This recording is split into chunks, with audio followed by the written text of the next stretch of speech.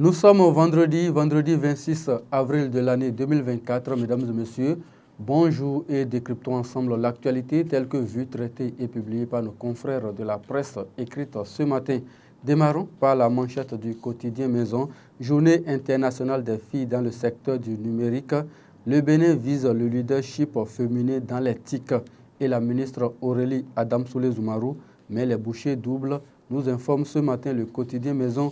Dabarou Aigle Média nous donne à lire ce matin, 6 ans après sa mise en vigueur, nécessité de réviser le code du numérique. Un mois après sa promulgation, toujours avec le journal Aigle Média, l'Église catholique ouvre le débat sur le code électoral. La boussole ce matin, passage du Bénin de B+ à BB- avec perspective stable. La gestion prospective du ministre Wadaïm porte encore ses fruits. Vague de remerciements au chef de l'État Patrice Talon pour les réalisations du PAG. Que cache cette initiative des maires à l'approche de 2026? Daibi Info à présent, délibéré de l'affaire bavure policière à Nati Tengou, 6 mois de prison ferme pour 3 policiers, 6 mois de prison assortis avec sursis à la victime.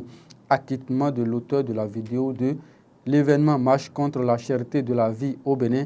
L'invite du préfet du littoral Alain Orunla au central syndical est à lire dans les colonnes du journal de Jérémy Olomoshi. Le matin, à présent, protection de l'enfant au Bénin, de nouveaux centres d'accueil et garderies agréés par le gouvernement. Supposée réfection du domicile du président Vlavonou aux frais du contribuable. Halte à l'intoxication et à la manipulation de l'opinion, peut-on lire dans les colonnes du journal Le Matin. Le journal de Ménotin à présent, Dr Yenoukoumé N. Godonou, il est déconseillé de partager son casque avec plusieurs personnes. L'intégralité de son interview est à lire à la page 2. Fraude répétée dans les stations-service, la veille salutaire du gouvernement, vivement un mécanisme préventif pour mettre les consommateurs à l'abri des vols. Le quotidien de Sidikou Karimou ce matin, contre la cherté de la vie, les populations dans la rue demain.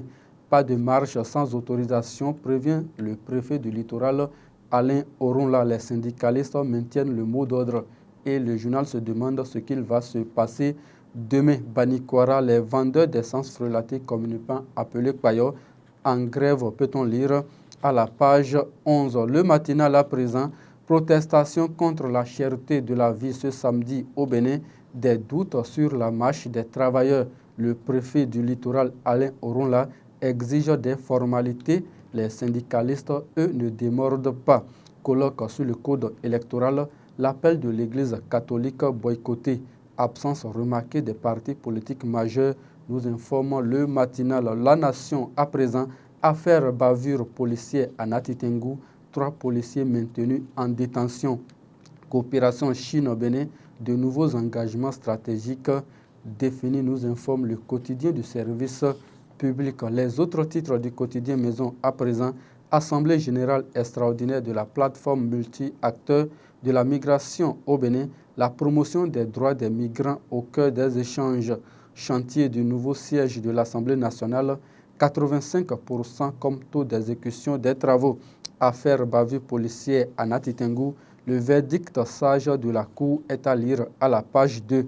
Et pour mettre un terme à cette revue des titres, Sénégal, le président Bassirou Diomaye Faye rend hommage à l'héros Bianzin, nous informe le quotidien Maison Dabarou. C'est sur cette information, fidèle ami internaute de Dabarou TV, que nous mettons un thème à la revue des titres de ce vendredi 26 avril 2024. Sabio Chabi Adamou est resté à la réalisation. Merci à toute l'équipe de préparation, conduite par Jean-Baptiste Famoumi. Agréable journée à chacun et à tous et bon week-end par anticipation.